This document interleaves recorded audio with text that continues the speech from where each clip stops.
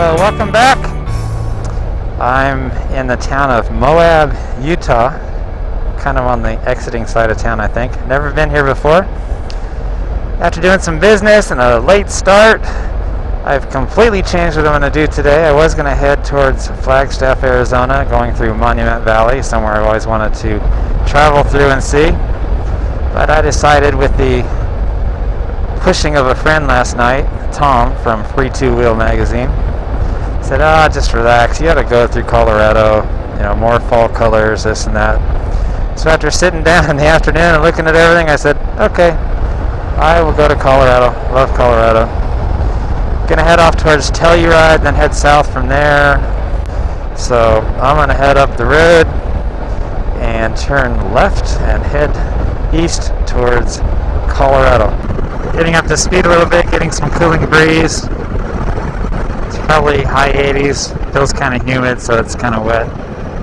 It's awfully beautiful, like everything around here. Learned something interesting as my first fill up on the F800GS. You don't just stick the nozzle into the filler, which is on the right side of the seat. If you do that, it can spray everywhere. You have to learn where and how to position the filler into the hole and do it properly, instead of saying, oh, this is really convenient, just stick it in there and turn it on, because on me anyways, it just gushed all over. Stopped by a local police officer at the post office there and asked me about the bike, so I took off my helmet, told him everything I knew and thought about it, because he'd been looking at it as a possible bike. I think he might just get one after our discussion. I highly recommended it. Nice guy. One of the things I did this morning was I added a Zumo 550 by Garmin here. Love this GPS, and it makes things so much easier. And looking at it, the speedometer air, or lack of air, I got visually 55 on the speedometer, and I got 53, 54 on my Garmin. There's the gauges. So maybe a mile per hour off, which is just fine, no problem. Sitting here looking around, not only at a fire up on the foothills, I can tell by that mountain peak right up there, that's where we rode yesterday off-road. We came up the backside of the highest bald peak there. We came up the backside through the rain, spun our way around, came down through the fall colors. You can just barely see through the shadows there. Came to the mostly bottom of that, shot across back this way. Well, I can't go anywhere on main highway, so we're taking the back road east on 46. Watch for deer. Head into the clouds. Okay, I'm running straight now, so I had the ABS on, the standard position. Still running the aggressive knobs of yesterday. So far they're great on the street. I think a street tire would give a little bit more feel. I don't think I've ever seen that street sign before. Sideways S.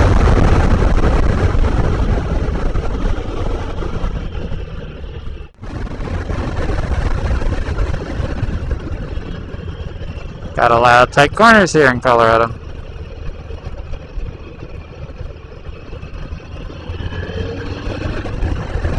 If I didn't mention it well enough before, one of the neat things about this bike is you can actually hear it running most of the time.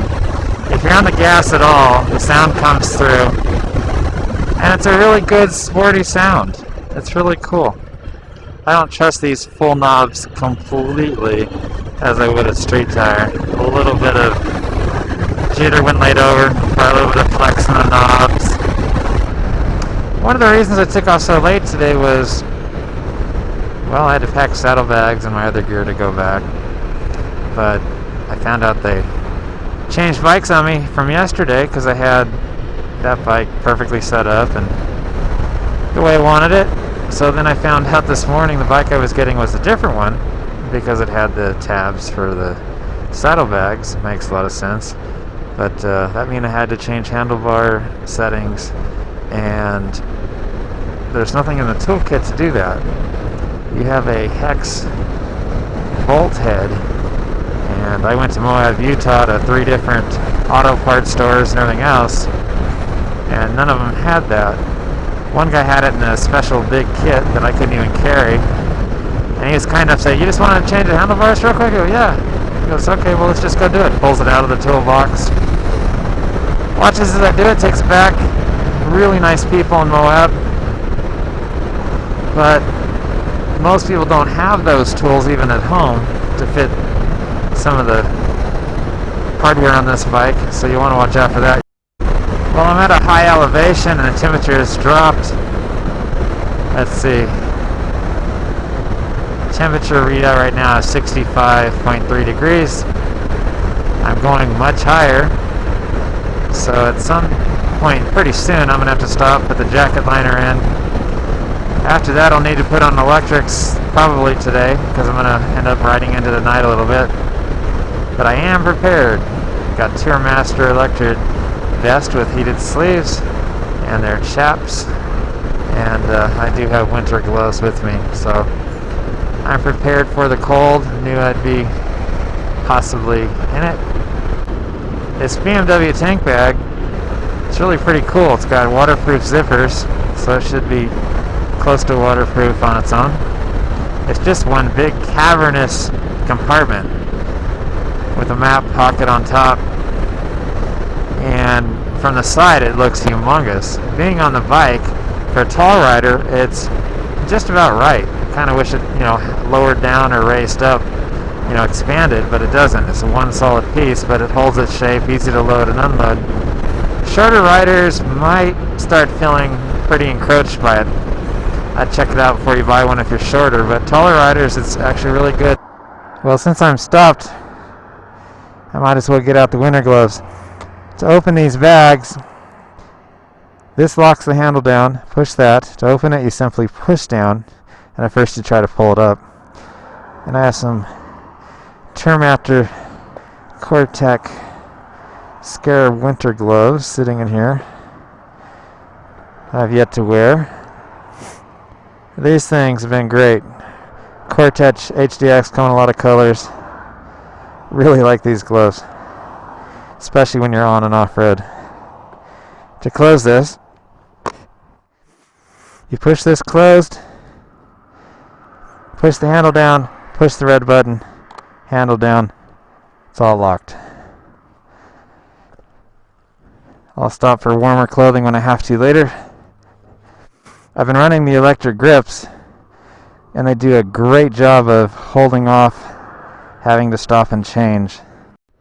I saw a road down in the bottom of that canyon. I think it's next to a ski area, and it goes straight into that canyon out there. And if I can get to that road, I'm taking it.